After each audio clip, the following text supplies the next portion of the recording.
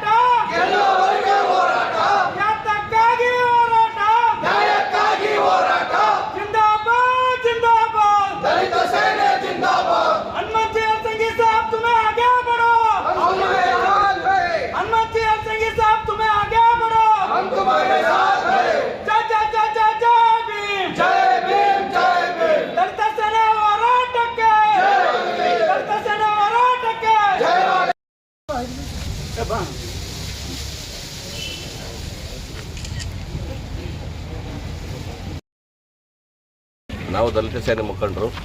ಈಗ ನಮ್ಮ ದಲಿತ ಸೇನೆ ರಾಜ್ಯಾಧ್ಯಕ್ಷರಾಗಿರ್ತಕ್ಕಂಥ ಹನುಮಂತಪ್ಪ ಜಿ ಯಳಸಂಗಿ ಸಾಹೇಬ್ರನ್ನ ಏನು ಸುಳ್ಳು ಆರೋಪದ ಮೇಲೆ ಅರೆಸ್ಟ್ ಮಾಡಿದ್ದಾರೆ, ಆ ಆರೋಪಗಳೆಲ್ಲ ಸುಳ್ಳು ಅಂತೇಳಿ ದೃಢೀಕೃತ ಆಗಬೇಕು. ಅಲ್ಲಿವರೆಗೂ ಈ ಹೋರಾಟನ ನಾವು ನಿಲ್ಲಿಸೋದೇ ಇಲ್ಲ. ಅದಾದ ಮೇಲೆ ಈಗ ನಮ್ಮ ಸಂಡೂರು ತಾಲೂಕು ಘಟಕದ ವತಿಯಿಂದ ನಾವೀಗ ಮಾನ್ಯ ಮುಖ್ಯಮಂತ್ರಿಗಳಾದಂಥ ಸಿದ್ದರಾಮಯ್ಯ ಸಾಹೇಬರಿಗೆ ಹಾಗೂ ಮಾನ್ಯ ಡಾಕ್ಟರ್ ಪರಮೇಶ್ವರಪ್ಪ ಸರ್ ಗೃಹ ಮಂತ್ರಿಗಳಿಗೂ ಕೂಡ ನಾವು ಈಗಾಗಲೇ ಆಲ್ರೆಡಿ ಮನವಿಗಳು ಕೊಟ್ಟಿದ್ದೀವಿ.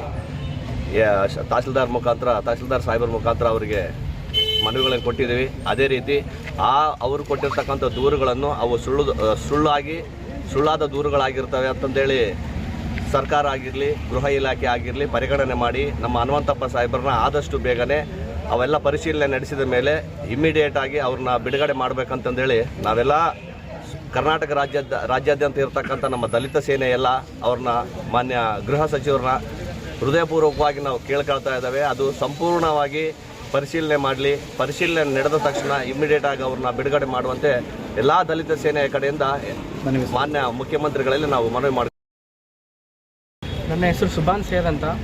ಈಗೇನು ಮುಖ್ಯವಾಗಿ ಬಂದಿರುವಂಥ ಇಲ್ಲಿ ತಾಲೂಕು ಕಚೇರಿಗೆ ಬಂದಿರುವಂಥ ಮುಖ್ಯವಾದ ಉದ್ದೇಶ ಏನಪ್ಪ ಅಂದರೆ, ನಮ್ಮ ಯಳಸಂಗಿ ಸಾಹೇಬರಿಗೆ ಆಗಿರುವಂಥ ಘೋರವಾದ ಅನ್ಯಾಯದ ಅಂದರೆ ಸುಳ್ಳು ಆರೋಪಗಳನ್ನು ಅಡಿಯಲ್ಲಿ ನಮ್ಮ ನಿರಪರಾಧಿಯನ್ನು ಅಪರಾಧಿ ಸ್ಥಾನಕ್ಕೆ ತಂದು ನಿಲ್ಲಿಸಿರುವಂಥ ರೌಡಿಗಳ ಮೇಲೆ ಒಂದು ಮನವಿ ಪತ್ರನ ಸಲ್ಲಿಸಕ್ಕೆ ಬಂದಿದ್ವಿ. ನಮ್ಮ ಸಂಡೂರಿನ ತಾಲೂಕಿನ ತಹಸೀಲ್ದಾರ್ ಅವರಿಂದ ನಮ್ಮ ರಾಜ್ಯದ ಮುಖ್ಯಮಂತ್ರಿ ಸಿದ್ದರಾಮಯ್ಯರವರಿಗೂ ಮತ್ತು ಗೃಹ ಸಚಿವರಾದಂಥ ಪರಮೇಶ್ವರ್ ಅವರಿಗೂ ಕೂಡ ಈ ತಹಸೀಲ್ದಾರ್ ಕಚೇರಿಯಿಂದ ನಮ್ಮ ಒಂದು ಮನವಿ ಪತ್ರವನ್ನು ರವಾನೆ ಮಾಡಲಿಕ್ಕೆ ನಾವಿಲ್ಲಿ ಸಂಡೂರು ತಾಲೂಕಿನ ದಲಿತ ಸೇನೆಯ ಎಲ್ಲ ಸಂಘಟಿತರು ಮತ್ತು ಎಲ್ಲ ದಲಿತ ಸೇನೆಯ ಎಲ್ಲ ಪದಾಧಿಕಾರಿಗಳು ಕೂಡ ಇಲ್ಲಿ ನಾವೆಲ್ಲ ಜಮಾವಣೆಯಾಗಿ ನಮ್ಮ ಯಳಸಂಗಿ ಸಾಹೇಬ್ ಅವರಿಗೆ ಅನ್ಯಾಯದ ಪ್ರತೀಕ ಅಂತಲೇ ಹೇಳ್ಬೋದು. ಅನ್ಯಾಯದ ವಿರುದ್ಧ ಯಾವತ್ತಿಗೂ ರೆಡಿ ಇರುವಂಥವ್ರು. ಅವರು ಅನ್ಯಾಯ ಮಾಡಿದವರಲ್ಲ. ಅನ್ಯಾಯ ಯಾರು ಮಾಡ್ತಾರೋ ಅವ್ರ ಎದುರುಗಡೆ ರಾಜಾರೋಷವಾಗಿ ಎದುರುಗಡೆ ನಿಂತು ಅವರ ಹವಾಲುಗಳನ್ನೆಲ್ಲ ಎದೆ ಮೇಲೆ ಎದೆ ಕೊಟ್ಟು ನಿಂತು ಹೋರಾಡೋರು. ಇದು ಕುತಂತ್ರಿಗಳ ಕೆಲಸ. ಇವರು ಕುತಂತ್ರಿಗಳಾಗಿ ಹಿಂದ್ಗಡೆಯಿಂದ ಬರ್ತಾ ಇರುವಂಥವ್ರು.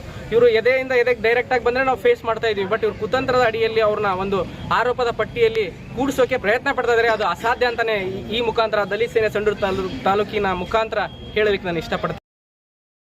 ಹೆಸರು ರಾಜೇಶ್ ಹೆಗಡೆ ಅಂತ. ದಲಿತ ಸೇನೆ ತಾಲೂಕು ಅಧ್ಯಕ್ಷರು ಸಂಡೂರು. ವಿಷಯ ಏನಪ್ಪ ಅಂದರೆ, ನಾವು ತಾಲೂಕು ಕಚೇರಿಗೆ ಬಂದಿರೋ ಉದ್ದೇಶ, ನಮ್ಮ ಹೆಮ್ಮೆಯ ನಾಯಕರು, ಕರ್ನಾಟಕದ ಬ್ಲೂ ಟೈಗರ್ ಎಂದು ಹೆಸರುವಾಗಿರುವ ನಮ್ಮ ಹನುಮಂತಜ್ಜಿ ಯಲಸಂಗಿ ಸಾಹೇಬ್ರವರಿಗೆ ಸಂಘಟನಾತ್ಮಕವಾಗಿ ನಾಯಕತ್ವವಾಗಿ ಅವ್ರನ್ನ ಮುಚ್ಚಾಕೋಸ್ಕರ ಷಡ್ಯಂತ್ರ ರೂಪಿಸಿರುವ ಕುರಿತು ಒಂದು ಮನವಿ ಸಲ್ಲಿಸಿದ್ದೀವಿ. ತುಮಕೂರು ಮೂಲದ ಒಬ್ಬ ಹೆಣ್ಮಗಳಿಗೆ ರಾಜು ಕಪ್ನೂರ್ ಅವರ ಸ್ನೇಹಿತ ಕರಿಯಪ್ಪ ಎಂಬವರು 1,80,00,000 ರೂಪಾಯಿಗಳು ಸೈಟ್ ಕೊಡೋದಾಗಿ ಅವ್ರನ್ನ ನಂಬಿಸಿ ಮೋಸ ಮಾಡಿರ್ತಾರೆ. ಆ ಹೆಣ್ಮಗಳು ನ್ಯಾಯವನ್ನು ಒದಗಿಸೋಕ್ಕೋಸ್ಕರ ನಮ್ಮ ಹನುಮಂತಜ್ಜಿ ಯಲಸಂಗಿ ಸಾಹೇಬ್ರ ಹತ್ರ ಬಂದಿರ್ತಾರೆ. ಸಾಹೇಬ್ರ ಹಣವನ್ನು ಮರು ವಾಪಸ್ ಕೊಡ್ಸೋಕ್ಕೋಸ್ಕರ ಅವ್ರ ಕಚೇರಿಗೆ ಹೋಗಿ ಡಿಸ್ಕಷನ್ ಮಾಡಿರ್ತಾರೆ.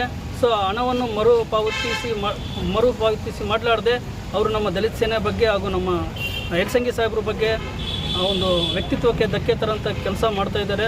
ಈ ರಾಜು ಕಪ್ನೂರನ್ನು ಮಿಸ್ಟರ್ ರಾಜೇಶ್ ಕಪ್ನೂರ್ ಎಂಬ ವ್ಯಕ್ತಿ ಕುಖ್ಯಾತ ರೌಡಿ ಶೀಟರ್, ಅಕ್ಕಿ ದಂಧೆ ಹಾಗೂ ರಿಯಲ್ ಎಸ್ಟೇಟ್ ದಂಧೆ ಇಂಥದ್ರಲ್ಲಿ ಗಡಿಪಾರಾಗಿದ್ದಾನೆ. ಇಂಥವ್ರನ್ನ ಈ ಕಾನೂನು ಮುಖಾಂತರ ಅವ್ರನ್ನ ತಕ್ಕ ಪಾಠ ಕಲಿಸ್ಬೇಕು, ಅಂಥವ್ರನ್ನ ಗಡಿಪಾರು ಮಾಡಬೇಕು. ನಮ್ಮ ಹನುಮಂತಜಿ ಯಲಸಂಗಿ ಸಾಹೇಬರು ಸುಮಾರು ಅವರ ಅನುಯಾಯಿಗಳು ಇದ್ದಾರೆ. ಎಲ್ಲ ಒಂದು ಧರ್ಮಕ್ಕೆ, ಒಂದು ಜಾತಿಗೆ ಸೀಮಿತವಾಗದೆ ಯಾವುದೇ ಧರ್ಮ, ಯಾವುದೇ ಒಂದು ವ್ಯಕ್ತಿ, ಕಡೆ ವ್ಯಕ್ತಿಗೂ ಅನ್ಯಾಯ ಆಗಿದೆ ಅಂದರೆ ಧ್ವನಿ ಎತ್ತುವ ಏಕೈಕ ಸಂಘಟನೆ ದಲಿತ ಸೇನೆ. ಮುಂದಿನ ದಿನಗಳಲ್ಲಿ ನಮ್ಮ ದಲಿತ ಸೇನೆ ಏನು ನಮ್ಮ ಸಾಹೇಬ್ರ ಬಗ್ಗೆ ಒಂದು ಕಳಂಕ ಬಂದಿದೆ, ಆ ಕಳಂಕ ಹೋಗುತ್ತೆ. ನಮಗೆ ನಮ್ಮ ಸಾಹೇಬ್ರ ಬಗ್ಗೆ ನಂಬಿಕೆ ಇದೆ, ನಮ್ಮ ಸಂಘಟನೆ ಬಗ್ಗೆ ನಂಬಿಕೆ ಇದೆ. ಸಾಹೇಬರು ನಿರಪರಾಧಿ ಅಂತ ಹೇಳಿ ಆಚೆ ಬರೋವರೆಗೂ ನಾವು ಸಮಾಧಾನವಾಗಿರ್ತೀವಿ. ಸಾಹೇಬರು ನಿರಪರಾಧಿ ಅಂತ ಪ್ರೂವ್ ಆದಮೇಲೆ ಆ ರಾಜು ಕಪ್ನೂರ್ ಅವರಿಗೆ ತಕ್ಕ ಪಾಠ ಕಲಿಸ್ತೀವಿ. ಇಡೀ ಕರ್ನಾಟಕದಾದ್ಯಂತ ಎಲ್ಲ ತಾಲೂಕು, ಎಲ್ಲ ಜಿಲ್ಲೆಗಳಿಂದ ಗುಲ್ಬರ್ಗದಲ್ಲೇ ಒಂದು ದೊಡ್ಡ ಪ್ರತಿಭಟನೆ ಮಾಡಿಬಿಟ್ಟು ದಲಿತ ಸೇನೆ ತಾಕತ್ತೇನಂತ ಆ ಪುಂಡರಿಗೆ, ಪೋಖರಿಗಳಿಗೆ ತಿಳಿಸ್ತೀವಿ ಅಂತ ಹೇಳಕ್ಕೆ ಇಷ್ಟಪಡ್ತೀನಿ.